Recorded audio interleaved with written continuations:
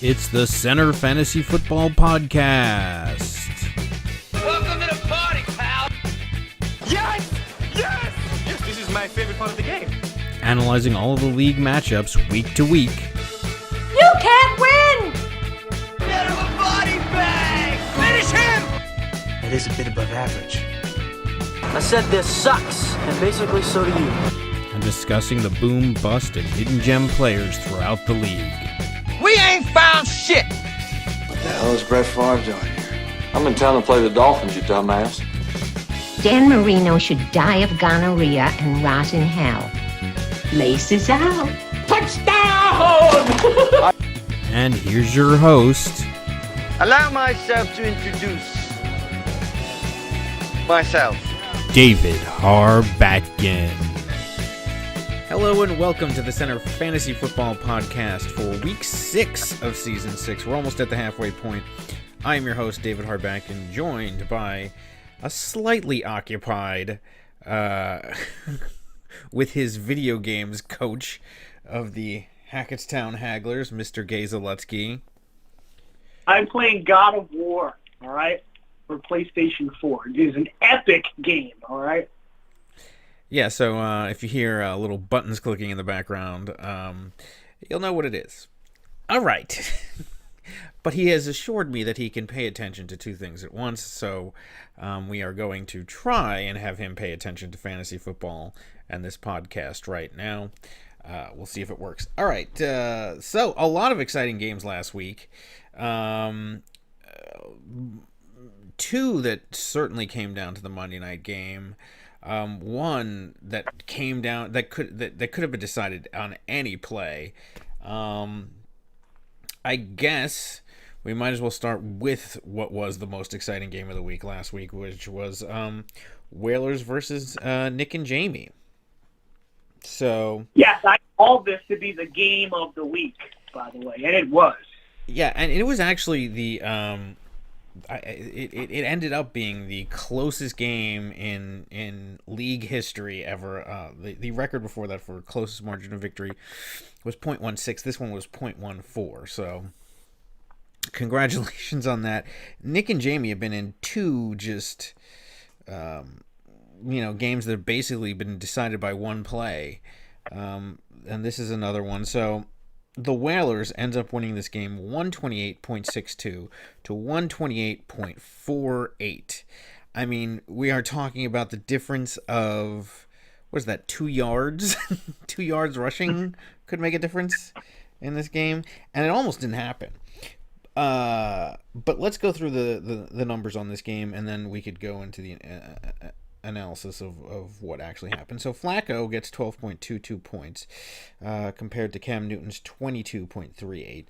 Galladay gets 19.8. Golden Tate only gets 9.2. So definitely the Whalers had the edge in that matchup. Tyreek Hill, one of the new players acquired by Whalers, gets 12.7 points, which is exactly the same as what Edelman got, which was 12.7 points. And then here was the real one of the things that made this game so close. So Kareem Hunt got 16.4 points, but only 6.9 for Kamara. Coming back with Ingram coming back, we'll see, and we'll discuss how Ingram coming back will affect Kamara's numbers going forward. And, I mean, we definitely saw how it happened this game, but we'll see how it goes in future games. But let's get into some more of the numbers. 20.5 points for Mixon, 23.7 for James White, 27 points for Zach Ertz, one of the other players acquired in the deal with Minor, to Gronkowski's 13.5. 9.5 points for Crowder, 13.6 for Jimmy Graham, and then Butker, the kicker, for the Whalers, got 13, 9 for Gostkowski, and 7 for the Houston defense, and 8 for the New Orleans defense, which kept making this game very interesting on Monday night. I mean, we both were talking while watching this game on Monday night, and I was actually communicating with Whalers on Facebook, not being able to believe what we saw. I mean, after we went in, after the Sunday night game, it seemed like this game was a lock, that the Whalers had this one, he had to really sweat it out. So I don't know. Why don't you give your thoughts on this game? Well, Willard, I believe, has won 3 straight. So first off, congratulations to him. He, I don't think, maybe he saw the Kamara thing coming because he was heavily trying to dish Kamara off. So maybe he knew that this was coming. I mean, 6.9 points for Kamara. I mean, have we even seen any numbers like that? 41 points last week to 6.9. Woo! What a dip. I wonder if Whalers is concerned about that in the long run. And Zach Ertz, I mean, that's minor giving away. Like, one of the best tight ends this season has been Zach Ertz. I mean, tight end is so horrendously thin in this league. You gotta wonder a little bit, but Whalers definitely pulled the trigger at the right time. If Eifert went down, then he certainly got himself a dandy of a tight end in Ertz. That's going to be a big problem. Crowder, it was funny. We were watching Crowder and Kamara couldn't come up with 4 points for the entire night. I mean, the Redskins' offense is horrible. And the thing about Whalers is I've been watching his quarterback streaming. I mean, this is like his 5th or 6th quarterback this season, maybe 5th.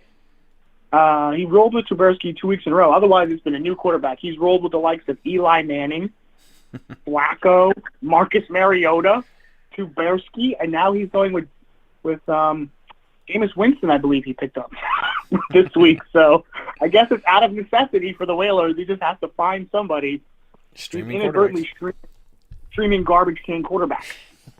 But yeah, that was a nail biter. I mean, if Kamara doesn't get that last carry for 4 yards, he loses this game. Or if the Redskins get sacked by Nick and Jamie's defense, loses the game. Oof. Well, that was the thing. The New Orleans defense just kept getting point after point. I mean, there would be so many turnovers in that game.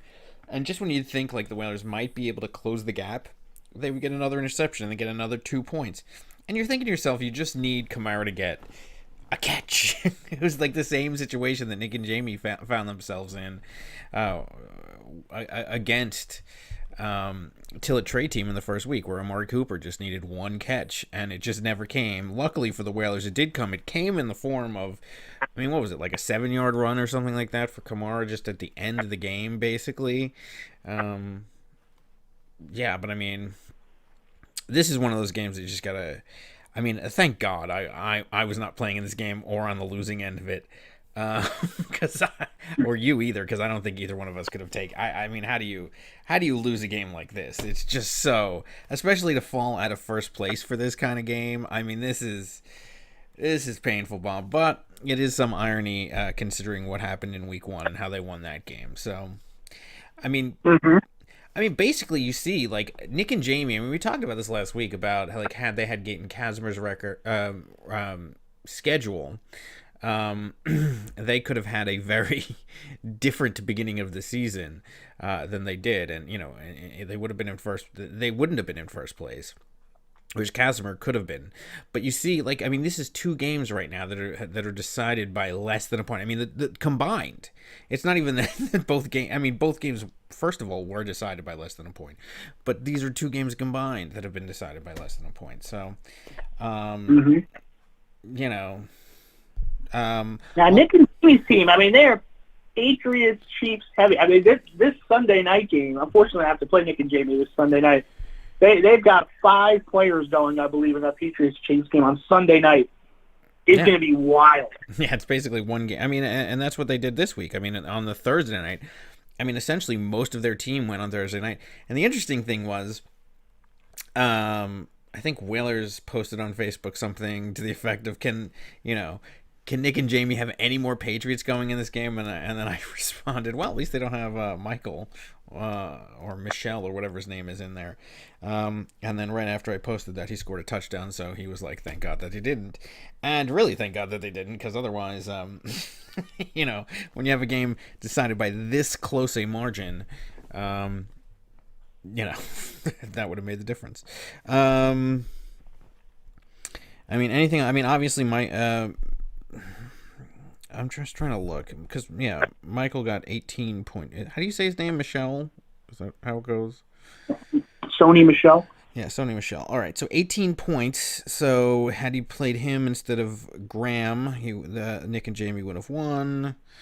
Other than that, not. I mean, Yeldon would have also won the game for them, which she could have gone into that flex. I mean, there's a lot of things that could happen there that could have helped them to win the game. But good win for the Whalers, and he's on a streak, and he's looking pretty good. Nick and Jamie still, of course, they're in second place, so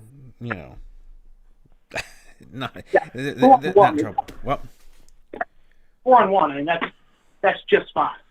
Yeah, I mean, the interesting thing is that we had talked about in previous episodes about how, this was a team that basically had built themselves to, maybe even lose the first few weeks, and then, they were going to have a whole bunch of guys come in, from suspension or injuries or whatnot. Well, it was mostly suspensions, and that they were going to be a formidable team once that happened.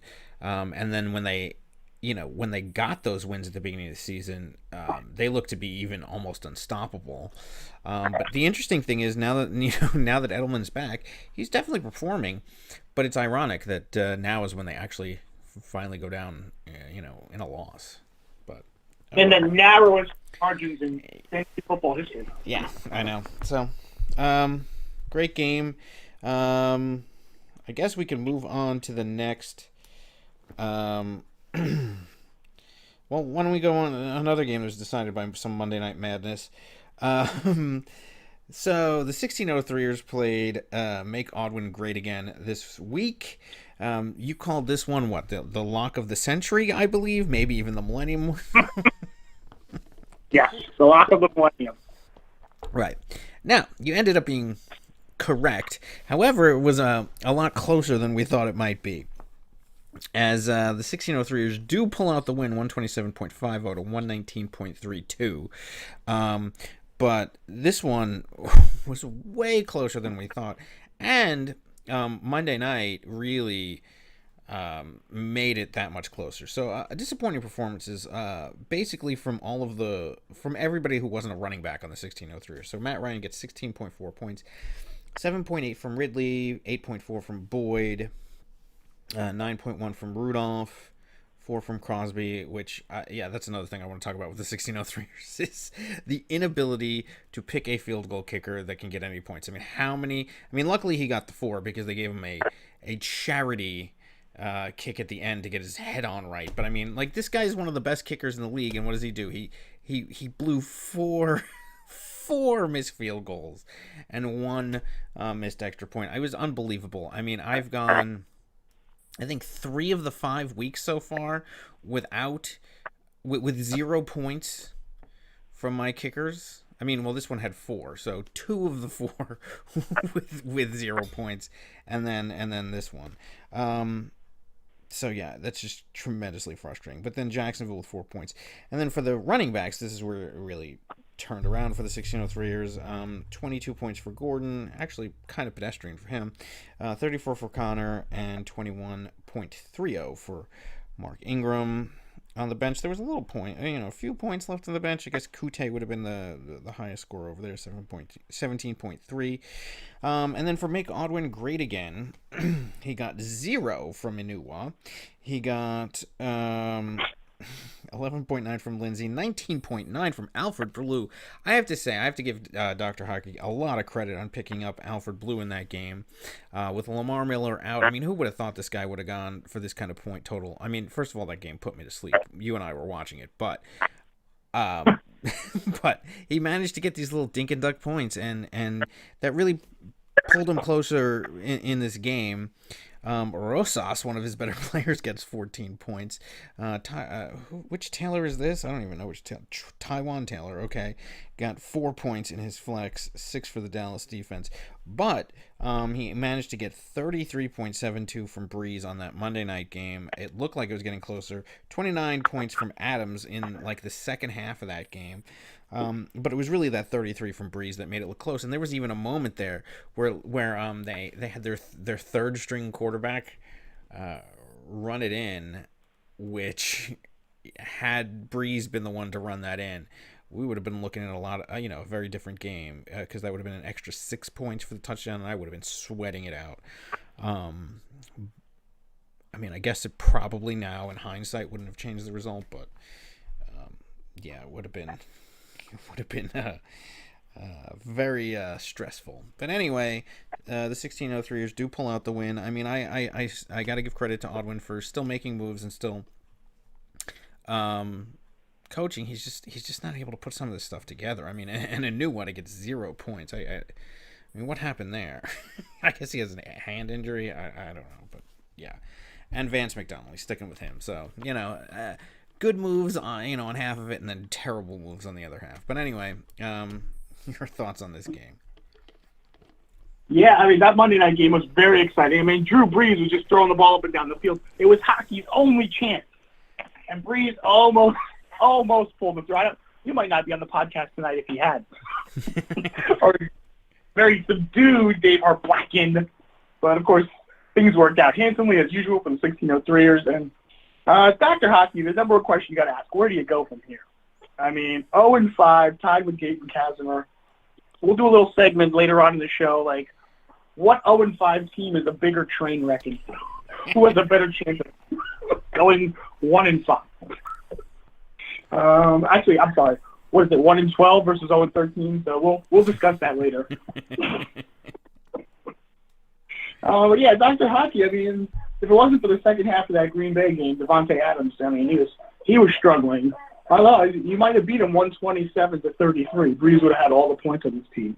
But, yeah, he picked up blue. That was nice. The Vance McDonald train, Dr. Hockey. He's the backup blocking tight end. How many times do we have to say that?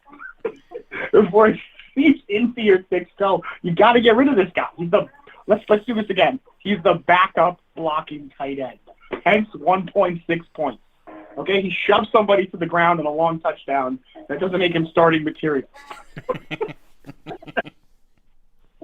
Tywon Taylor was probably a desperation, but Rosas is actually one of his most dangerous weapons. I'm very impressed with him this season. But as far as the rest of this team goes, I mean, Lindsey got ejected for fist fighting a couple weeks ago. And Nungwa played. He did an Eric Decker where he played and got 0 points. So I don't even know what to say about this team. This is a candidate for the 0-13 analysis later on tonight. That's the best thing I could say for Dr. Hockey. And Dave, single digits for the wide receivers. Just definitely an area of concern. But, of course, the running backs came up big once again as Ingram comes back with 21 points. Holy mackerel. Much to the chagrin of the Whalers, who looks like Kamara's on his way out. Who would have thunk it? But, yeah, that kicking situation, that's got to be cleaned up if you want to go anywhere in the postseason. And, other than that, I mean, that's pretty much straightforward. Hockey made it a lot closer, I guess, than it should have been. Yeah. I mean, and one of the things to consider, I mean, yes, the kicking game has been just the bane of my existence, going all the way back to last season in the championship game when Zerline slipped on a banana peel and, for the Hagglers, then we had to go replace him with Elliott, and then Elliott misses the field goal in the championship game. I mean, how many times I mean, then we had Zerline again this season, second week, played, kind of played, but then pulled his groin, like, on the sideline, so I get 0 points out of that. I had Dan Bailey, when he was signed by the Vikings when they played the Buffalo Bills. They got 0 points that game, or maybe they got 6 points, but the kicker certainly got 0. In a game where the Bills just completely upset the Vikings because, of course, I had their kicker, and now Mason Crosby does this, which is just uncanny. So I don't know what to do with this kicking situation. I mean, because here's the other thing. I mean, right now I think I have do I have the second most points for in the league right now? I think I do. I certainly did last week. Yeah, I still do. With 703. But you got to consider that's with barely playing, without a kicker. How much better could this team have, be right now if they would just have a kicker? I mean, because right now, while we're still in first place, it's a long season.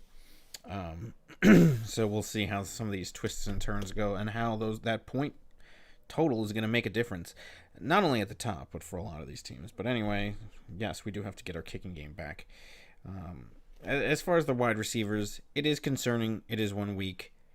I'll let you know next week if I have any lasting concern over this thing. Though we did pick up a wide receiver, Kirk, I believe, on a flyer to see if he does anything, just in case some of these wide receivers don't continue to perform. All right. Anything else on this game? Nah, it's pretty straightforward. It's a closer whooping than it, was Yeah, but, built to be. I mean, we always do this. We always lose to the teams that we shouldn't lose to. This is why I never pick my team, because you never know. All right, what game do we want to go to next? All right, so that was the 2 Monday night thrillers. Let's go to the other thrashing. Anglers versus the Lightning. Okay. Yeah, well, now you can do your analysis over which is the worst team. Well, since it's your team, go for it. Go with your little analysis right there. I've been getting garbage offers for DeAndre Hopkins. The latest one, I believe, was from Eugene, who's offering us Sammy Watkins and the still questionable Devontae Freeman, 2-for-1 for DeAndre Hopkins. I mean, I showed this to somebody on my phone, and within 3 seconds, they're like, garbage. That was your initial instinct. I mean, DeAndre Hopkins is really coming on. Despite the Houston Texans' horrendous red zone showing, that was the worst game I've ever seen in a very, very long time. I mean, they were 0-5 in the red zone, maybe 0-6. They were terrible. All right, Hopkins still had 22 points. The Watson-Hopkins combo meal is starting to really take steam. Woods, hopefully, lightning rods with snake bit. I mean, he had 3 players with 0. The Rams had -1 for the longest time, but 3 topping Dr. Hockey, 1 player with 0. Gaten Kazmer says, anything you can do, I can do lower. He rolls out the 0 trio in Brandon Cooks, Safarian Jenkins, and the Rams defense. So Cooks got his bell rung, which worked out handsomely for Robert Woods, I must say. And then Safarian Jenkins is out. I guess he has the core muscle injury, so he's done. I mean, this team, Kerryon Johnson went out with an injury. I mean, my God, 85 points. Tevin Coleman is obviously no Devontae Freeman. I don't even know Devontae Freeman's no Devontae Freeman this year. There's more holes in a Swiss cheese factory on this lightning rod team, but I mean, you get to tussle with him this week. And I'm sure he'll do better than he did. What did Hockey get? 60 points last week. This week he gets 100 and something. So the Lightning Rod's got 85, which means we're gonna at least need 135 to win this next game. I guess. I don't know. Probably, yeah. Yeah, they certainly play better against me. Yeah, I mean, look. Yeah, Coleman not that great. Kerryon, I mean, 3, so many injuries on this team right now that happened in mid-game during this game, so that hurt them. For you, Robert Woods was definitely the beneficiary of that because they were, of the Cooks' hellacious hit. And Adrian Peterson, that has to give you some concern, though. Your running back situation. I mean, first of all, Hines ended up getting 16 on the Thursday night. And a lot of garbage time, just little dink and dunk points. It looked like, because what did he have? He had like 7 with about 8 minutes to go or something like that, and then he ended up, and the Colts were being blown out, but he ended up finishing with 16, which was amazing, and in complete and utter garbage time. There were stale ham and cheeses that were being thrown to him all game. And then Adrian Peterson with only 6.2 points. I mean, how many times we were looking at the end of that game on Monday night? We were just standing on the sideline, helmet on, ready to go in. Coach put me in, but he wouldn't put him in. Is there any? Well, apparently he dislocated his shoulder magically. I didn't see any of that. Okay, well, yeah, okay. Yeah, all right. Well, I'll give you that then. I mean, yeah, I don't know. Whatever. I mean, who cares about this game? Second week in a row that you got the biggest blowout of the week. I mean, what do you want me to say? I mean, these are lightning. You know, it's the two for hockey. You know, Gate and Casimir combo meal. I mean, Miner's going into it for the next 2 weeks, so just expect his record to go up by 2. I mean, what are we supposed to say at this point about these teams? The only way that they're going to get any coverage really is if one of them pulls off an upset. I mean, basically, it's just a question of which one do you want to lock for the week. Do you want you? Are you going to give Gayton's opponent the lock, or are you going to give Hockey's opponent the lock? Because that's basically all that we're questioning at this point. I don't even know what to say. You get the win, biggest blowout of the week once again, but now you have to start playing real teams. So, you know, you survived your two games. With no upsets. So yeah, that's all I got to say about this. Do you have anything to add? Your league members being called the combo meal. Well, they're getting chewed up by every other team in the league. I mean, until they do something different, I don't know. I guess I'm giving Gayton bulletin board material, even though he's not going to be listening to this. And if he is, my face is plastered. If it is, my face is plastered to the side of the subway train that Gayton drives for a living. So any of you who are in the New York City subway system, let me know if you see an angry man with my face sitting at the front of the car, because otherwise, I just don't think that he's going to be listening to this. Whatever. I don't know. But maybe. Maybe he listens to this every week in the car, and then suddenly the train will get derailed for me. What?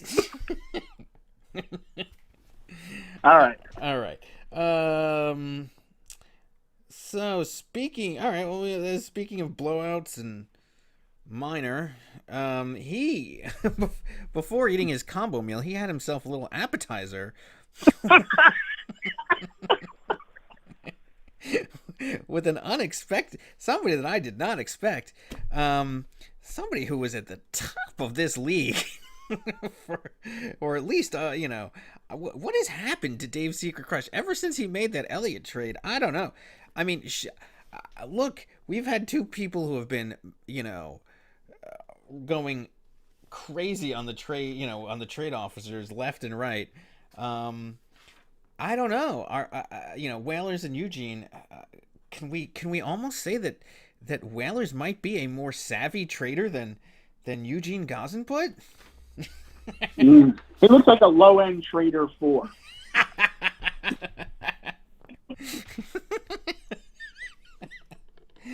Eugene, we're talking about. So you're saying that Whalers is a high end trader 1.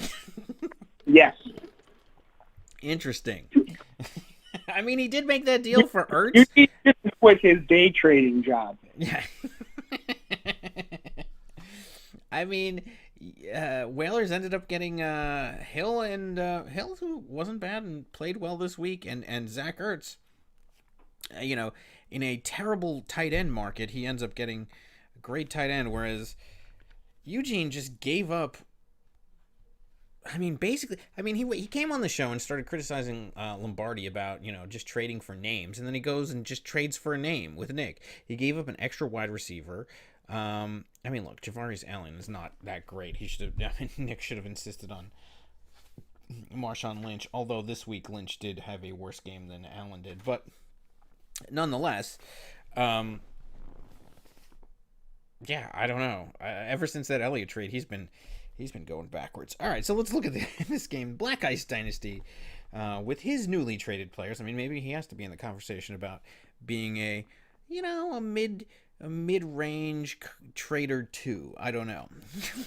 Black Ice Dynasty wins this game 130.94 to 96.64. Eugene can't even get over the 100-point mark. Only 18.34 points for Goff as opposed to Cousins. Oh, and this is another thing we have to discuss. What happened to the greatest quarterbacks of all time? First of all, he's not even playing the greatest quarterback of all time, Mahomes, who only got 17.82 points on his bench, which was still 1 more point more than Kirk Cousins. What happened to the greatest quarterback of all time, Keys? Of all time. Of all time. Are we playing matchups here? Because I guess he's going up against Jacksonville, so. Yeah, but I mean Philadelphia for Minnesota. I don't know. Terrible game for both of them. Although there were a lot of bad games for quarterbacks this week, actually. Michael Thomas with only 11.4 points, as opposed to Grant in Indianapolis with 11.8. Sanu, this was actually a good pickup by Eugene, although he did try to shovel him off in the garbage can to you. To no avail.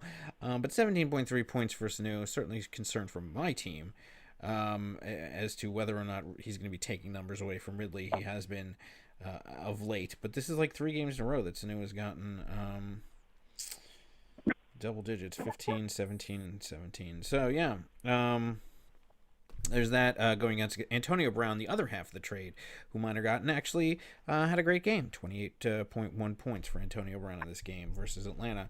Then Ezekiel Elliott, only 15.4 points. I mean, this is supposed to be one of your, this is supposed to be one of your blue chip superstars. I mean, kind of, I don't know. I mean, last week he had a great game, but this week, I don't know. And he certainly got less than Kenyon Drake, who got 24.50 points for Miner. McCaffrey with 20.3, 5.6 for Henry, who still is one of the glaring weak spots on Miner's team. But don't worry, he basically has until November before he has to even field a team based on who he's playing the next couple of weeks. So he has time to find himself running back. Are you alluding to the upcoming combo meal? Perhaps I am. Ricky Seals-Jones got 0 points. I think Eugene finally dropped him. And 16.7 for Hooper, who LeVar actually just picked up out of the trash can this week. So good pickup there. As I mentioned earlier, Marshawn Lynch only 6.1 points. And he had one of those. He kind of had a repeat of what happened in the Super Bowl, where they didn't, pass to him again, or they didn't hand it off to him again on the goal line. Instead, decided to pass.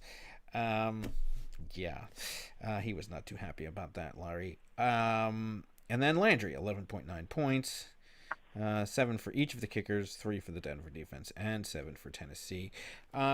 Clearly. Yeah, I maybe you. I mean, I don't know. Eugene's team still hasn't been the same since the trading has started. Second of all, I mean, I forgot who the tight end that he picked up is this week, but he's at least addressing that as a problem. But I mean, essentially, he's been making a lot of moves here and there, left and right, and it's not been paying off for him. And he's still not fixing the main thing that needs fixing, which is that tight end, and. I guess flex circumstance. Also, I know he was trying to move Mahomes earlier on when he was calling him the greatest quarterback of all time. I think he might have, held on to him past his expiration date. He could have gotten, a lot for him early on if he would have pulled the trigger on that one. He didn't sell high, and now he might be stuck with 2 mediocre quarterbacks, but we'll see. Anyway, your thoughts on this game and these two teams? Well, I was just looking at the quote-unquote numbers for Ricky Seals-Jones. He actually played in the game. He got 6 targets, 0 catches, outdoing Hawkins Enungwa, who had 5 targets with 0 catches. Right. Is this a low-end coach, too? I mean, he's a low-end trader 4, but you can't. He did start off a red-hot 3-0, to which he uncorked his mouth. Declared himself the greatest coach of all time, but since then he's had a couple of hiccups. Yeah, so, I haven't heard much from him lately. Is he okay? I think he's pulling a Nick. I'm surprised we haven't heard from Nick. Actually, he should be clamoring to get on this podcast now that he's doing as well as he's doing. Anyway, but go ahead. This is a very interesting team that like if you look from top to bottom, it's built on the shafting of Dr. Hockey for McCaffrey. The shafting of Nick for Ezekiel Elliott, the attempts to trade off Sammy Watkins and Sanu as blockbuster wide receivers for actual good players has not panned out. Michael Thomas now, I believe this is his 2nd game in a row with quite mediocre numbers. Last game was 8.7. This is 11.4. Are we seeing a little bit of the Mark Ingram syndrome in New Orleans, derailing some of these superstars?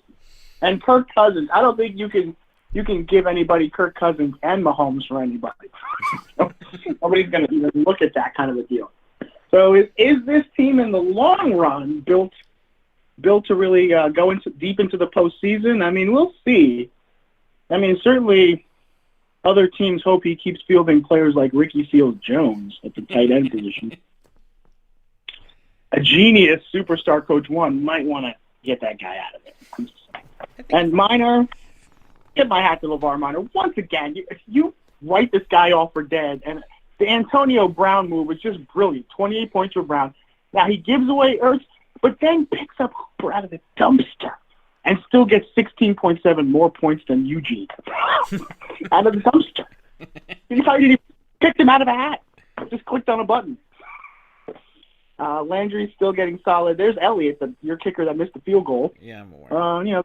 Defense. And then Henry, he dropped. I think Whalers might have picked up Henry. I was actually looking at him early this morning. And Drake with 24 points. Whew.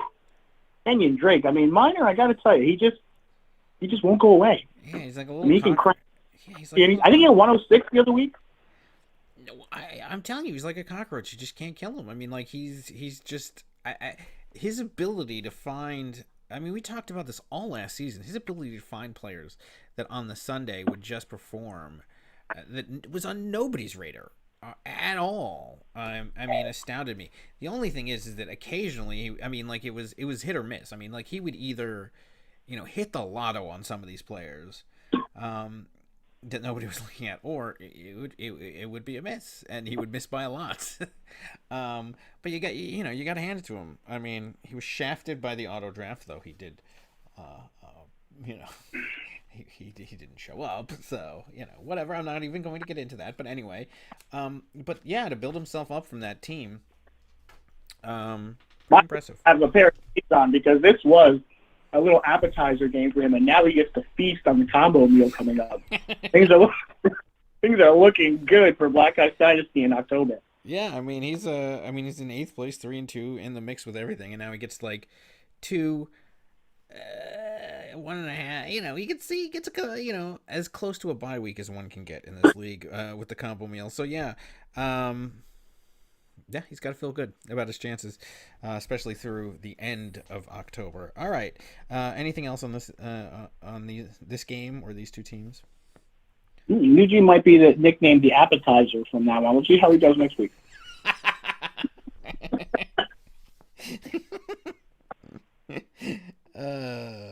All right. So where do we want to move to now? All right, let's move to the Knicks game. Nicky Baby versus the Millennials. I don't care what. Why is he still keeping the Fitzmagic thing? That just shows me a lack of just a laziness that he's calling himself Fitzmagic 2 weeks after the guy hasn't even played. Change it back to Millennials. You're the Millennials. Stop it. All right. So Nicky Baby once again with the highest score in the league, 152.58 to the Millennials 123.80 points. All right, on the back of Aaron Rodgers, he got 34.68 points. This was, again, I mean, it wasn't actually garbage time touchdowns, but they were once again trailing by a lot, just like they were in, what was it, the first game? The game against the Bears. But Aaron Rodgers led them all the way back, and they actually could have won this game had it not been for my stupid kicker. But he ends up with 34.68 points to Russell Wilson's 25.92. Keenan Allen, the new Keenan Allen, traded from Eugene's team, from the Appetizers team, 17.50 points. And Odell Beckham had an amazing game at 33.38, including a passing touchdown, and then had a little controversy after that game in terms of making fun of Eli Manning's throwing ability. That Giants team is a disaster. That was a good game, though. Thalian continues to impress, as does all of the Minnesota wide receivers. 24.60 points for Thalian, 21 from Cooper Kupp, who also that was unexpected at the beginning of the season, but now he's been pretty pretty impressive, and Todd Gurley, who we all knew was going to be impressive, 33.30 points, as opposed to J.J., who went down with an injury and only got 2.4 points. 11.8 from Allen, 5.2 from Duke Johnson.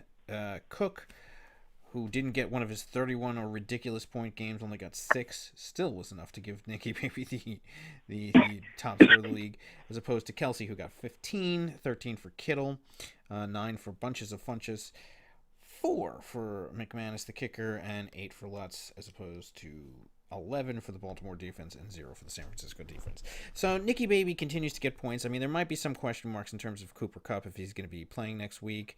But I mean, even with Cook, the tight end, not getting the massive point totals, Nick continues to impress with his point total. I think this game is more about his team than it is about the Millennials.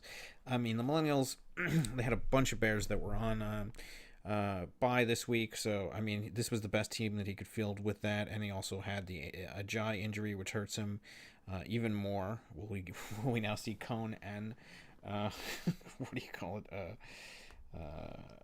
Howard as both. Is he going to go with both of the Chicago running backs now? I don't know. Yeah, I mean, but Nicky Baby's team, I mean, he just keeps getting. He continues to be a points factory. Just think about how good his team could have been had he not done certain trades that he's been doing all season long. Although I actually think he worked out better. He definitely worked out better than the trade with Eugene with Allen. I mean, he gave up. I mean, the Allen brothers for Elliott, who's been underperforming. I think it's actually worked out in his favor. But anyway, what are your thoughts on this game? Yeah, I mean, you got what is his name? The Millennials. Millennials has, Thielen and Beckham. That's a solid receiving core right there. Yeah. The running back situation, there's really a lot of teams in the league in the same boat. With the Jai going out, Jai wasn't that impressive anyway. Duke Johnson, Notch Johnson is in there. I mean, the Bears running backs will be coming back. Kelsey is probably like one of only 2 tight ends doing anything this season. It's fine, but it wasn't any match for Nicky Baby. I mean, he's just a juggernaut. He's got like 3 players again. I mean, Gurley, Rodgers. I mean, not even Elliott anymore. Now it's a platoon with the Allen brothers and Cooper Kupp. Hopefully Cooper Kupp's not injured too badly. But, I mean, Cook can light it up. I mean, Nicky Baby seems to be able to get 150, 170 at the drop of a hat. This is one of the more dangerous teams in the league. I certainly wouldn't want to be playing Nick Zaveri anywhere near playoff time. Yeah. If you have to put up those kind of numbers every single time against this guy. I don't even know how he does it. I don't either. I mean, and he's getting it from different places. I mean, look, Cooper Kupp has actually been kind of consistent with his numbers. But, I mean, like, Cook will come back with 30 points here and there. I mean, that's basically the difference this week between him getting 152 and 170 something is that he didn't get the numbers from Cook, but otherwise he's getting ridiculous numbers week in and week out. Aaron Rodgers, he has these games where he just has atrocious first halves and then has to heave the ball down the field, with reckless abandon throughout the entire second half, and gets the points there, but he gets it for Nick. I mean, look, Nick improved himself with Keenan Allen. This week, Javarius Allen actually got, his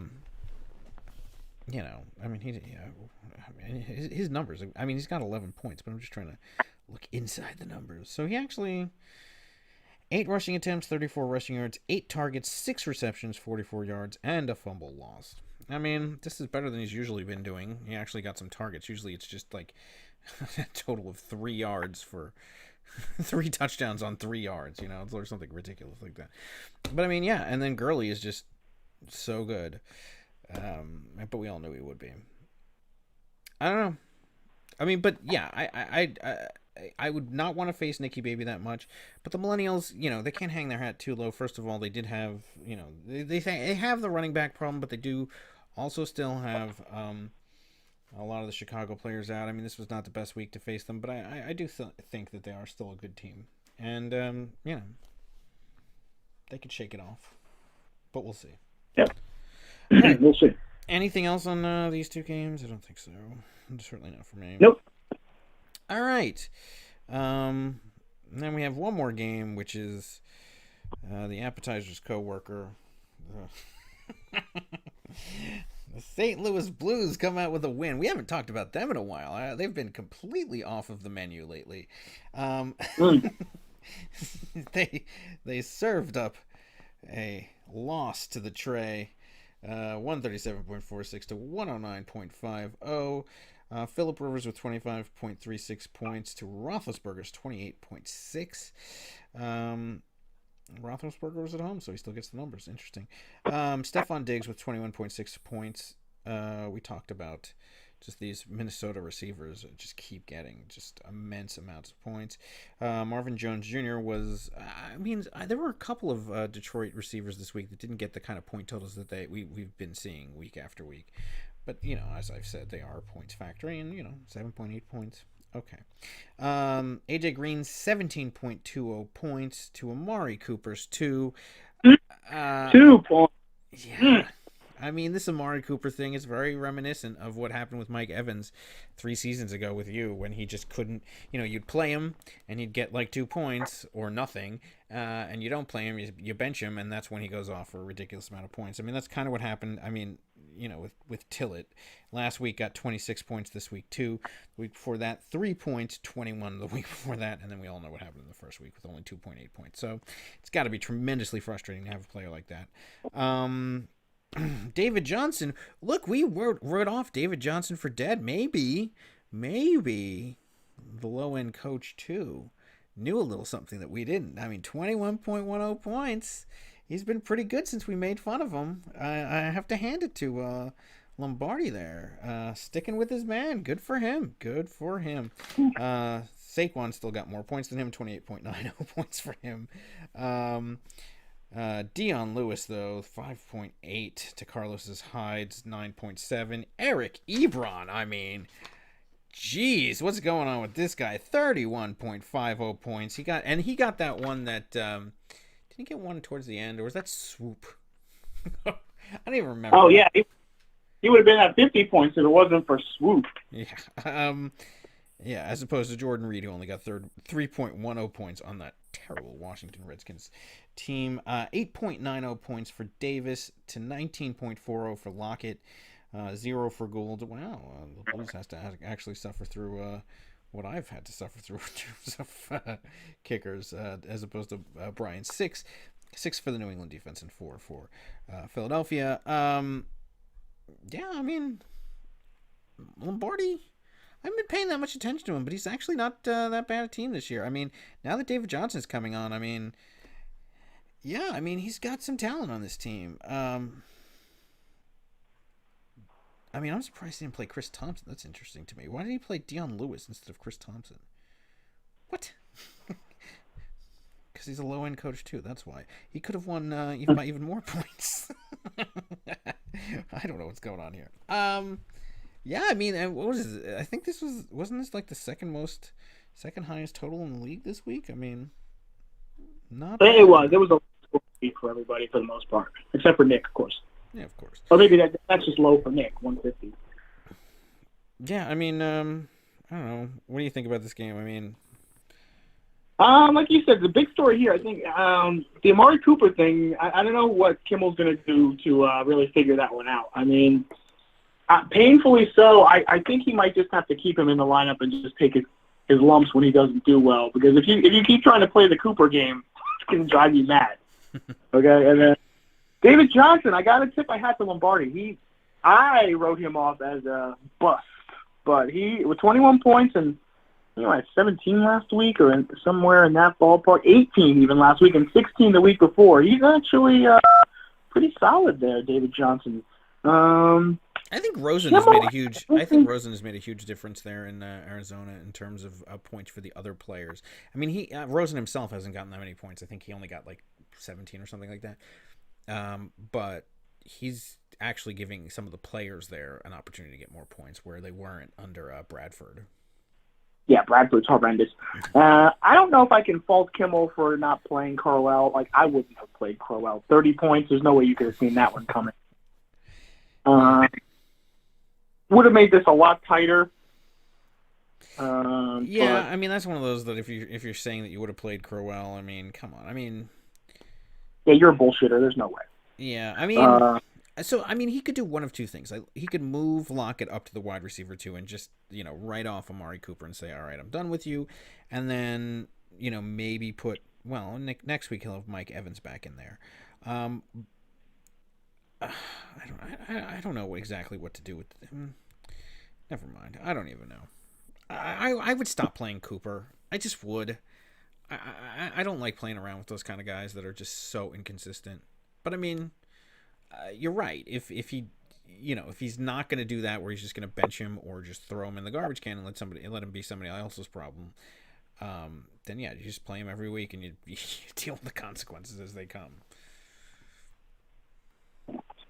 Yeah, that's pretty much it. So I got to tip my hat to Lombardi. 3-2, same record as a fellow law firm associate there, the greatest coach in the galaxy. So yeah, but he made his way to the brunch menu. He's not on the appetizer yet. You have to look a little farther down the menu. He's not 2 for 20 like Odwin and Gayton. Applebee's 2 for 20. No, I mean, look, Lombardi. I mean, look, he's quietly been doing this. I mean, and he doesn't have. I mean, he's in 7th place right now, right? I mean, he's done it quietly, but consistently. He's bounced back from some of the losses. I gotta hand it to Lombardi. Good for him. And I haven't heard my team sucks and I hate my life. So different season so far. Yeah, I know. All right. So anything else? In terms of last week's games, I don't really have anything on that. As far as do you? Before I move on. No, I think we can get to the next segment for our viewers, or 2 viewers that we have. Yeah, I know. We're already at the 50-minute mark, so Whalers is going to be unhappy with this. So but most of the time him, so you have to be happy with that. We spent like a full 15 minutes on him. That's true, although he doesn't have as much of an ego as the appetizer because he might, I don't know. He's too busy being upset about the Yankees' loss. I have no idea. Anyway, on the waiver wire, actually, the big fish this week was really what do you call it? The running backs to replace Ajay, $40 for Black Ice Dynasty on Clement. Interesting. Which is actually the first money I've ever seen LeVar spend in the auction, in the free agent auction. So, way to go. Yeah, he jumped right in. I know, way to go. You see, you got him. He complained last week about how much you had to spend and whatever, but he ends up getting him. The Blues ended up with Smallwood for only $10, so interesting. He also paid $10 for Mike Davis, so yeah. Look at LeVar, big spender, hasn't spent in years. Finally, spent some money. Otherwise, Rogers was picked up for Goodwin. Mack was picked up by the Lightning Rods. That's actually not a bad pickup. Hogan picked up for $4. Shocker. I knew he was going to be picked up by somebody. I was done with him. And then Swaim picked up by Eugene instead of Ricky Seals-Jones. So he finally dropped him. And actually paid $2 for the kicker, Fairbairn, whatever. That's a good pickup. I was actually looking to pick him up, but I was not paying any money for a stupid kicker, so whatever. All right. Yeah, I mean, it was kind of... Well, he picks up Jean-Luc Richard. I love it. Starship. We got a lot of interesting action going on. And we'll see how it goes with this week's games. All right, which games do we want to start with? We might as well start with the appetizers. Go ahead if you want. Do we want to start with the 2 for 20? Yeah, let's start with the 2 for 20. Yeah, let's do... Let's act like we're at a restaurant ordering. Let's start with the appetizer. Okay, what would you like for your appetizer, sir? Would you like some Make Audwin Great Again? Or would you like some, or would you prefer some Gaten Casimir? Isn't 2 for 20 an entree though? I'm getting confused. Is it an entree or an appetizer? I think they're the entree. Sorry, Eugene is the appetizer. They're the entree. So let's start with the appetizer. Right. Oh, we want to start with the appetizer. Sorry, you're right. All right, so we'll start with the appetizer. Dave's Secret Crush, being with Tilla Trey. All right, the projection this one is 129.52 to 128.35. He is going to be playing the greatest quarterback of all time once again at New England for the Sunday night game against Ben Roethlisberger going at Cincinnati. I'm going to give the edge to the greatest quarterback of all time. How could you not? Roethlisberger on the road. Mahomes playing New England. I think there's going to be some points there. Sanu versus Tampa Bay versus Amari Cooper versus Seattle. Is Cooper going to get his points this week? Or is he going to be in the doldrums again? What is the questionable tag for Sanu? He has a hip injury and was limited at practice. But he's not in any danger of sitting out. Okay. Sammy Watkins, yes, at New England. Oh, well, looks like Eugene has some players involved in that Sunday night game as well. Versus Mike Evans at Atlanta. I'm going to give the edge to Evans in that. As far as the running backs, Elliott versus Barkley. Elliott playing versus Jacksonville. That's a tough matchup right there. And Barkley versus Philadelphia on the Thursday night game. That's going to be a tough matchup too, but I think Barkley will get the points there, and I'm going to think he's going to edge him out. McCaffrey at Washington versus Carlos Hyde versus the Chargers. I got to give the edge to McCaffrey, obviously, there. And then Swaim. He picks up Swaim. Jeff Swaim from the Dallas Cowboys. What are his numbers even? I mean, he once got to double digits. That's exciting. Going against the toughest defense, one of the toughest defenses in the league, versus Jordan Reed, who's also terrible. I don't know. I don't know who to give to edge to there. And he's going to... All right, well, and then you have Chris Carson, the workhorse from last year, who ended up with, what is that, 13 points last week. Working his horse off for 13 points versus Isaiah Crowell, who we talked about getting 30, going against Indianapolis. I might have to give the edge to Crowell in this one, ironically. And then you have the kicker. I've complimented Eugene on his kicker pickup, and going versus Buffalo. Now, granted, I did something similar where I picked up the quarterback the kicker that was going against Buffalo, and he got me 0 points. So it's possible that could happen again, but I don't think it will. I think he has the edge there versus Bryant. And then the Houston defense playing versus Buffalo. It's a good pickup. Versus Philadelphia at the Giants. Ooh, that's a tougher game. So he's playing Cooper instead of Tyler Lockett, who actually had a good game last week. What is Tilletrade doing? Take out Cooper. I mean, I guess he's listening to you more than me. I don't know. Take out Cooper and put in Lockett. I suppose. I'm giving the edge to the appetizer. Wow, the appetizer better be pretty hungry. Why, are you going to go with the tray? That's interesting. We have a lot of food references in this game. So a tray, is he going to have the appetizer on his tray? Let's see. Very interesting. Mike Evans comes back. Barkley with a tough matchup versus Philly. Like you said, Jordan Reed really doesn't. Swaim? Literally pick. He's trying to do the minor method, I guess, just grabbing any random name. Close your eyes and pick a name out of the dumpster. Well, anyway, something had to be done about Ricky Seals-Jones. I don't blame him there. You got to do something. Elliott with a very tough matchup against Jacksonville. I mean, he had a tough draw against Houston and got 15 points. He salvaged it, but Jacksonville against the run is not that exciting. So why is he not putting in Devontae Freeman, who's been trying to peddle to me week after week? He's so good.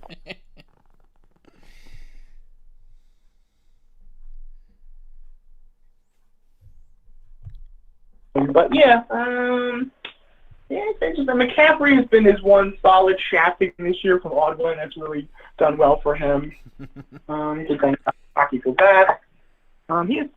He has ties to the 2 for $20, the appetizer menu. I would give the edge on this one to, dare I say, the appetizer? I think so. Because Barkley has a tough matchup against Philly. Evan, Tampa Bay's in a free fall, but they're going to be in a shootout with Atlanta because Atlanta's pass defense is non-existent. Cooper, he's going with Cooper, man. He took out Lockett. I'm surprised you take out Tyler Lockett. I mean, he's been at the very least, consistent.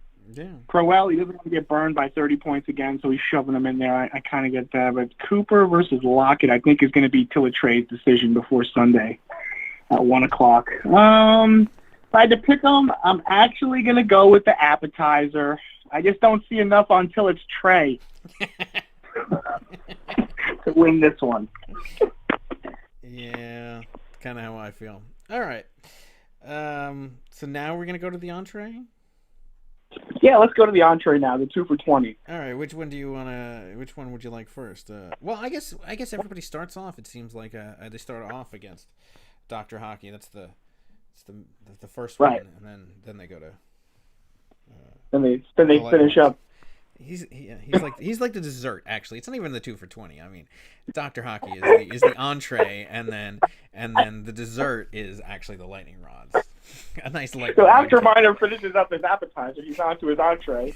Dr. Hockey. All right. Well, unfortunately, things go from bad to stupid for Dr. Hockey because Drew Brees is not even playing. The only player who could possibly do anything on his team is not even playing. So I think that's 76 points with his quarterback. Yeah. Even though it says I don't know who he's going to pick up in there. He's now in the Whalers dumpster, quarterback dumpster. Well, he's got Keenum. He's gonna play. He should Oh, play of course. Keenum against the Rams, by the way. So great matchup to have him for. Oh, right. Um, Yes. He's still got McDonald's in there. Which means so, that both quarterbacks are going to be going against each other. Do you think Goff will have a better game than his opponent this week? I do. I don't know. Yeah. There's a good chance he might do well. Antonio Brown against Devontae Adams. That's one of the few legitimate matchups in this game. Is Enunwa going for zeros again?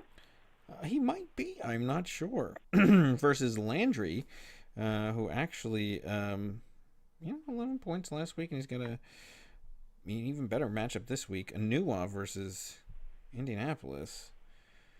I mean, do you put in Keenum to kind of neutralize Demaryius Thomas? I mean, is that going to even do anything? I mean, I guess if you're considering yourself still a team, why not? Is he still rolling with Alfred Blue? I mean, is he going to be? Lamar Miller has McDonald. a chance to- I mean, the backup blocking tight end. I don't know. Do we have to email you the memo here? I mean, this is Vance McDonald's got to go. Ironically, against Hockey's former tight end, Hooper. So That is ironic, yeah. Lindsey and Blue versus Clement and Drake. Oh, yeah. I mean, and then Demaryius Thomas versus Trent. Oof. I will give him the edge in the kicking department. I think Rosas is legit.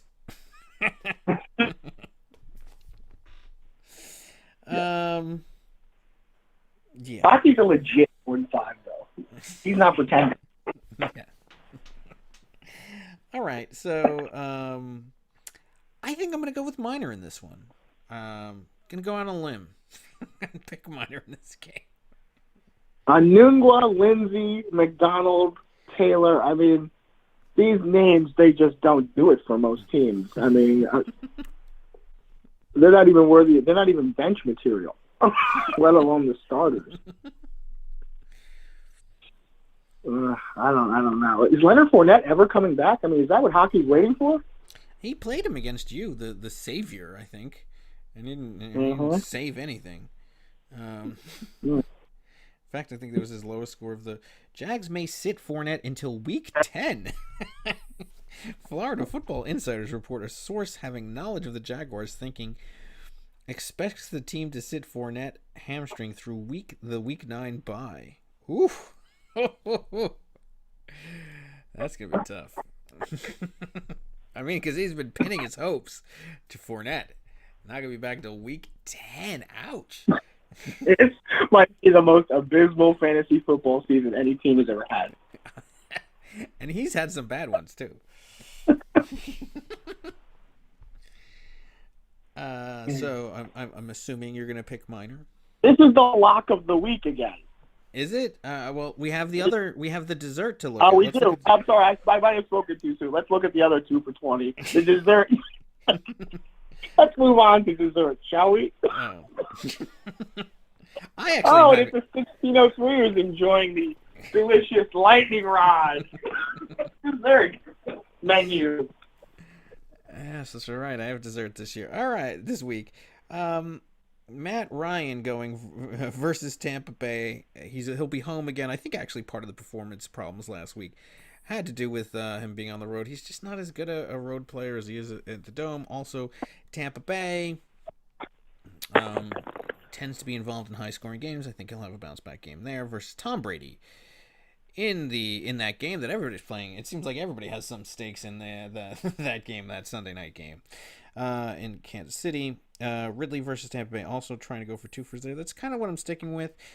In that, the Lightning Rods have Julio Jones, so I feel like they could kind of match each other up in terms of, maybe trying to balance each other out.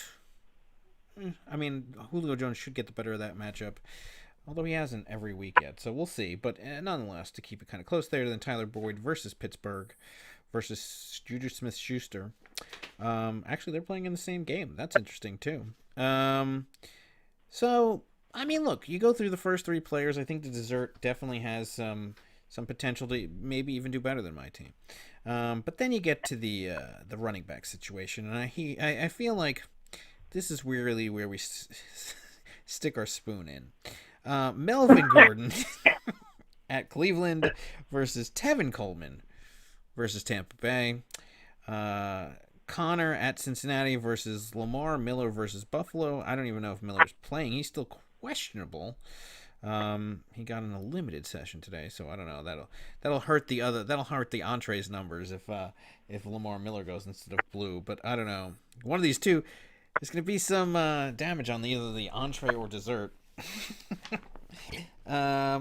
Rudolph versus Brait. I think he just picked up Brait also. Brait going against Atlanta versus Kyle Rudolph versus Arizona. That's a fairly even. Crabtree right now versus Brandon Cooks. I still haven't decided if that's exactly who I'm going to play, but right now I have Crabtree in there. Still not sure what's going on in Houston, and especially with Fuller, if he's going to actually be playing this week. And, like, I don't just mean literally suiting up like he did last week. I mean actually playing. I don't know if Cooks is going to be playing either. What's the update on him? He's cleared for walkthrough. He's cleared to walk. He's trending in the right direction for week 6. Cook's concussion is more of a concern than Cooper Kupp's, but both are expected to suit up against the Broncos. Interesting.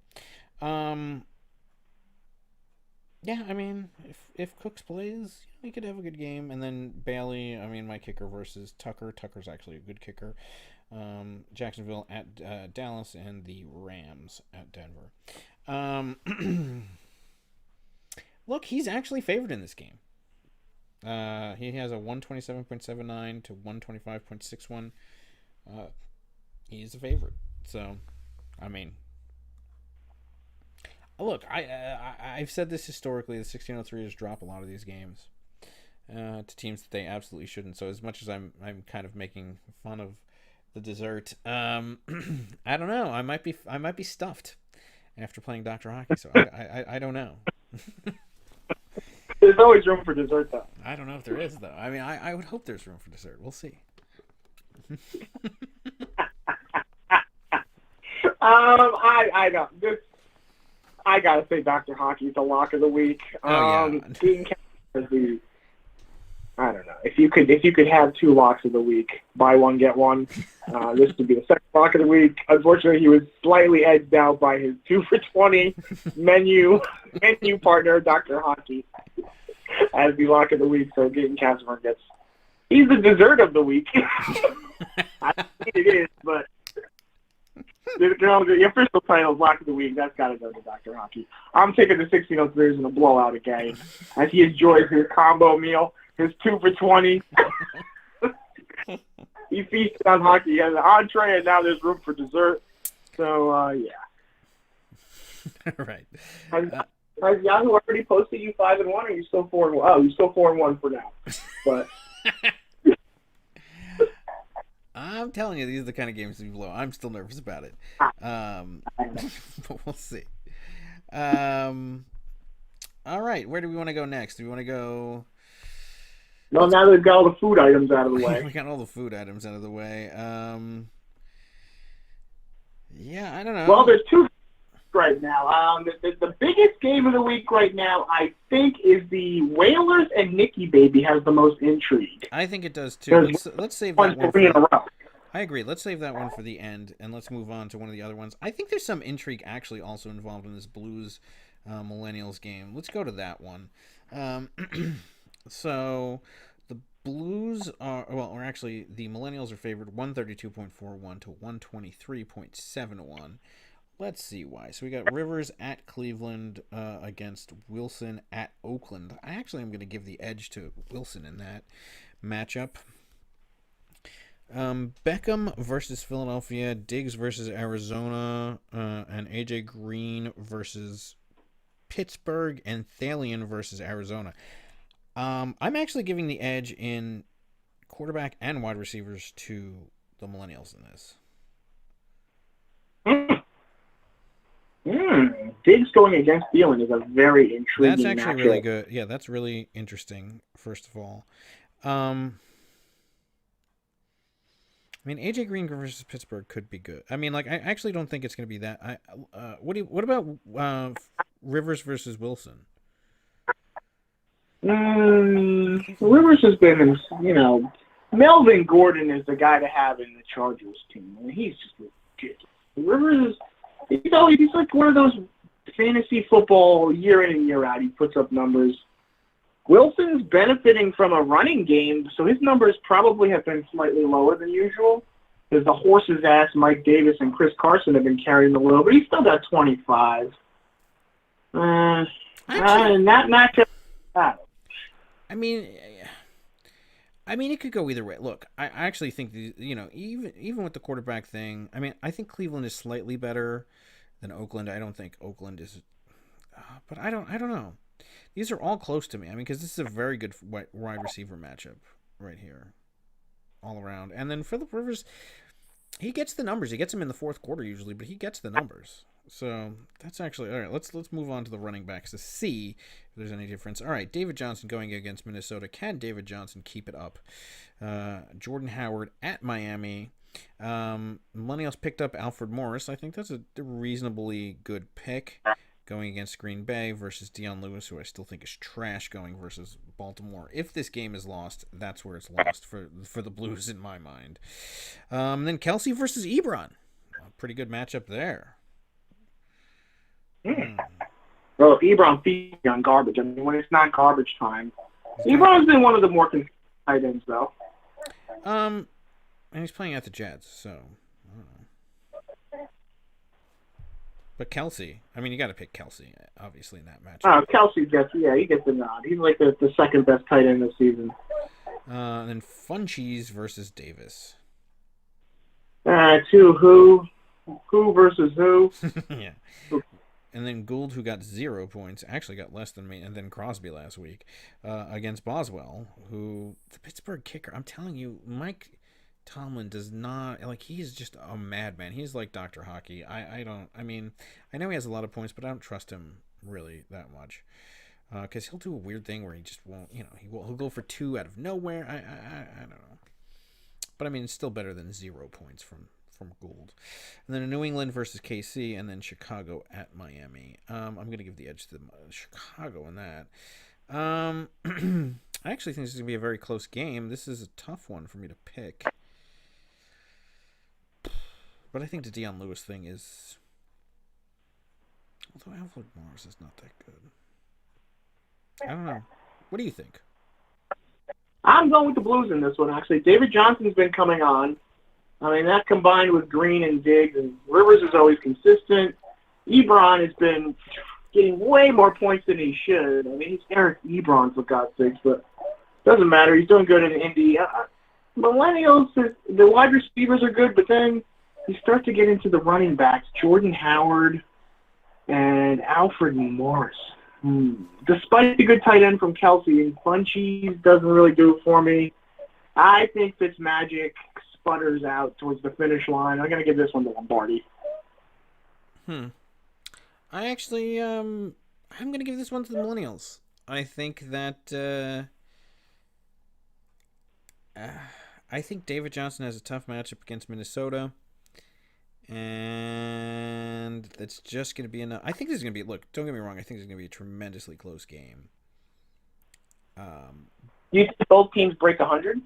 Yes, I do. I mean, look at their wide receiver power. I mean, look, you look at the top three players for each player. I mean, the quarterbacks are pretty good. They get pretty good points, let me say, or they should this week. And the wide receivers, I mean, like Thalian and Diggs are basically going to cancel each other out. And then AJ Green is also really good, as is Beckham. I mean, like you're gonna get over 100 points like there out of those, or close to it with those guys. And the rest of it. I mean, look, if David Johnson can have a good game against Minnesota, then the Blues will win. But I just think Howard will have a decent day at Miami, and Alfred Morris will do fine. And I think Kelsey will actually have a lot of points. Slight edge to the Millennials, but I would not be surprised if the Blues win this one. All right. Yeah. I don't know. Well, it's fun to have a little bit of a disagreement on one of these games once in a while. We're usually in agreement on a lot of these, so. But I mean, we're looking for 20 menu all the time. It's obvious. Yeah, well, yeah, I know. Although I'm picking, I'm picking the dessert over me, by the way, because I always do. Just to be clear, definitely picking the Lightning Rods over the 1603ers this week. So we have that disagreement. Wow. Yeah, well, I always do it. I picked Dr. Hockey, and he almost pulled it out. I'm telling you, I always pick against myself. Don't want to jinx it. All right, the Hackstown Hagglers actually leaving the restaurant and going on to a real game with Nick and Jamie. Nick and Jamie, who were just in first place, lost by the tiniest of hairs, by fingernails. Can they claw their way back on the heels of that 1603ers loss to the dessert? All right. Cam Newton at Washington. And Deshaun Watson versus Buffalo. Ooh, Deshaun Watson versus Buffalo. You lucked out here with this matchup, getting Hopkins and Watkins versus Buffalo. Good for you. Well, I mean, Nick and Jamie, basically their entire team is going to play in that Sunday evening game, it looks like. So you have Edelman versus KC. Hunt versus New England, White versus KC, Gronk versus KC. They've actually put in Yeldon. Interesting. Kicker going 11.26 for Gostkowski is the projection right there, and then Seattle defense. For you, you've got Watkins, as we said, Watkins and Hopkins, Woods, who's been great lately. Is Dalvin Cook playing?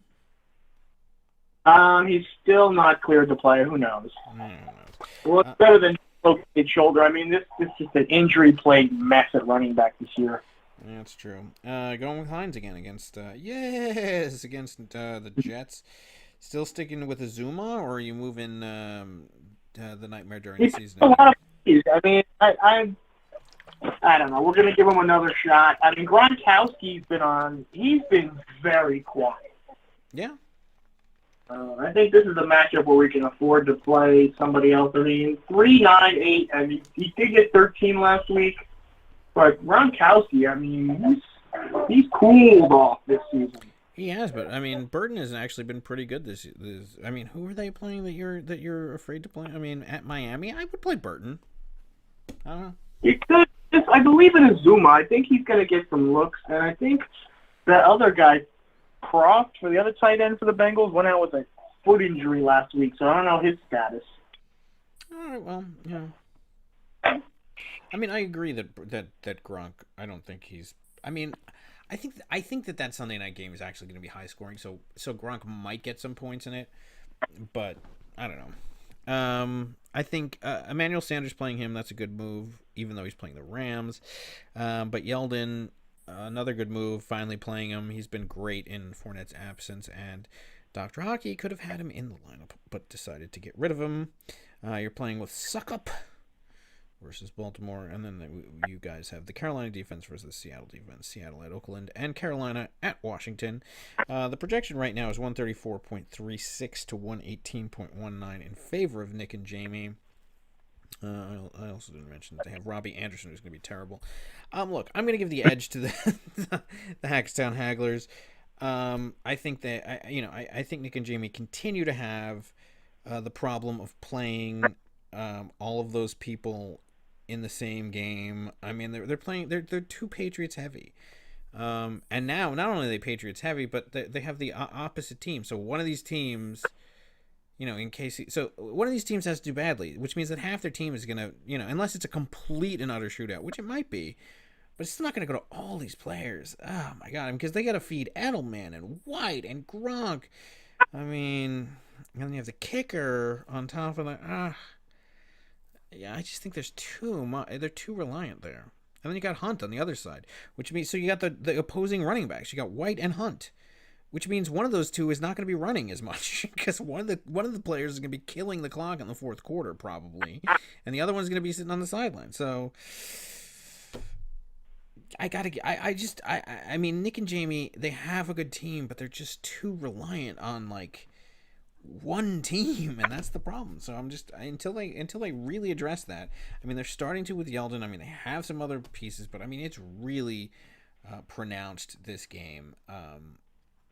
And I think the Hagglers pick it out because of that. Pull out this game because of that. Anyway. Well, I'm going to pick myself like I always do, and then Nick and this is going to be a nail biter. I mean, last Sunday night game was just enjoyment because it was a joke. We were playing the 2 for $20 menu, but this one's going to be the actual like nail biter. I'm going to be stressed out in this one because how many people are going for Nick and Jamie in this team? Oh my goodness. But like you said, if it's a high-scoring shootout, everybody could be fed. But I hope it's a 3-3 snoozer. Then most likely I will be getting the W on that. I mean, I don't think they have anybody going on Monday night. No, this is it. So Sunday night, we'll know, will be the showdown between the two of us here. And there's a lot of cues here for the Hagglers. I'm not liking that. Everybody's questionable. But I'm sure they'll all play. Like, maybe not Cook, but we'll have to do something about that. But, yeah, I'm picking myself in this one. Yeah. I mean, if Cook doesn't go and Peterson doesn't go, and then you have to go with Bilal Powell, then I might change my calculation if you're stuck with going with Bilal Powell. Although, to be honest with you, you've been playing with not very great running back performances the last few weeks. So, I mean, I give you some leeway, particularly given the game situation that Nick and Jamie have. I mean, look, it all obviously this all comes down to that Sunday night game. If it is a shootout, then Nick and Jamie can win it. But if it's not, then they're in trouble. I think I'm still going with the Hagglers, but it could swing if that becomes a ridiculous shootout. All right. And now the game for the second straight week, Whalers is involved in the game of the week. Yeah, look at that. Miters Whalers versus Nicky Baby. The projection right now is 130.94 to 131.88 in favor of Nicky Baby. Another tiny margin in this one. All right, so quarterback Aaron Rodgers versus San Francisco against Jameis Winston at Atlanta. I mean, you got to give the edge to Aaron Rodgers, though. I mean, Winston. I mean, Atlanta. Those are high-scoring games, but I still will give the edge to Aaron Rodgers. I keep seeing him get stupid points. Keenan Allen at Cleveland against Tyreek Hill at New England. Another mouth to feed in that Sunday night game. My God, this entire week is to be decided on that Sunday night. Geronimo Allison versus San Francisco, taking some points away from Aaron Rodgers there, versus Cooper Kupp, who's playing at Denver. Is Allison even playing? He has a little Q next to his name. Nothing lately. He's on the inactive right for at least for last week, but they haven't updated him this week. And we don't know what's going on with Cooper Kupp, so 2 question marks there. So we could actually see 2 totally different wide receiver 2s that are playing in this game. So I don't know. Then you have Mixon versus Gurley. This is actually a pretty good running back matchup. I mean, obviously you give the edge to Gurley, but Mixon can hold his own. Mixon is very good. And then you have LaShawn McCoy making an appearance. Wow, look at that. Against Allen, who, frankly, I got to be honest with you, McCoy actually might be able to outperform Allen in this game. Then you have Ertz versus Cook. We don't know which Cook will show up, but you got to give the edge to Ertz there, I would think, playing tomorrow night, the Thursday night game. Then Crowder versus Kittle. This is what the Whalers really needs to clean up, is this Crowder situation. I mean, Kittle is not... Yeah, I mean, Kittle's been fine. I mean, he's 13, 24. I mean, he's basically, other than week 2, has gotten double digits every single week. So Kittle can certainly outperform Crowder here. Then you got Butker, the kicker, again in that Sunday night game, and McManus in the Rams game. And then the Minnesota defense for the Whalers and Baltimore's defense for Nicky Baby. So good defenses there. Look, I mean, he's got, all right, so Whalers has Kamara on a bye. He's got Galladay on a bye. 2 running backs. I don't know. I mean, Hogan, do you want to put another mouth in there for that game? But, I mean, Crowder is so terrible. So terrible. What has Mike Williams gotten lately? 7.8 and 2.5. All right, you don't want to play him. Well, you just throw Crowder in the garbage can. Just throw the Clam Crowder out. It's spoiled. Find something else in the garbage can. I mean, you gotta look. Let me put it this way. I think Cooper Kupp, even if he comes back, is going to be a little banged up from the injury, so I don't think he's going to get the same numbers that he will. I don't know what's going on with Geronimo Allison, if he's even going to play. In which case, if he doesn't, I guess Hogan has to go in there. I mean, this game could change completely. But I gotta give the edge to Nicky Baby, I think, just because of some little things like Crowder, we don't know what's going on with Allison. I think Nick is vulnerable this week. I think he can be beaten, but I don't think he will. I think he's gonna edge it out. Yeah, I don't know. What do you think? Well, I think Nick, this is Whalers won 3 in a row. This is why this is the game of the week. Whalers can put up the numbers. He gets decent points. Nicky Baby is just the surprising juggernaut this season. I mean, in the beginning, he had a couple of 170s, so we were questioning it, but he's getting higher rather than lower. So this makes this a really titanic matchup this week. This is really going to be good. Is he going to snap the Whalers 3-game skid, or is Whalers going to just keep rolling? You beat Nick. That's saying something, because Nicky Baby, you got to bring points. Nick rarely gets under 150. Yeah, and the thing is, the Whalers' win streak has not included the entree or dessert menu either. He's still got those coming up. He's got the 2 for 20. So he's doing this without any of those games buffering the score. So pretty impressive there, and it will be a statement if he can actually win this game. Yeah. Yep. I actually wish my 2 for 20 was later on in the season. I wish I would have had them to start the season and to end it. Yeah. So my pick in this game, this is a very, very close one. I'm going with Nick if he plays Crowder. If he keeps Crowder, I'm going to go with Nick. So you're going with Nick no matter what? I don't understand. What did you just say? You're going... Unless Whalers does something with Crowder, I'm going to have to go with Nick. As of right now, I just don't see Clam Crowder. That's where Nick has the edge. Yeah, I agree too. All right. Well, that should do it for all the games this week. Obviously, we've had your lock of the week. My lock of the week is the same. It's clearly going to be minor feasting on Dr. Hockey for my lock of the week. As is yours.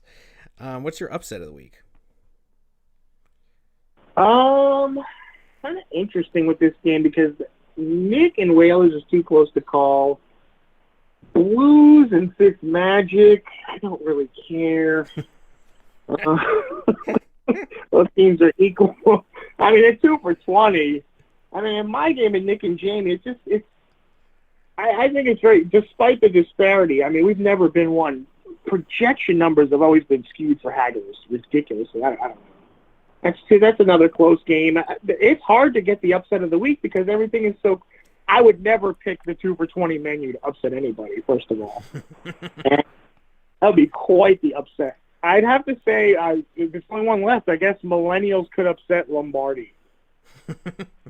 I think Whalers might do something to and change the Crowder situation, and then he could upset Nicky Baby.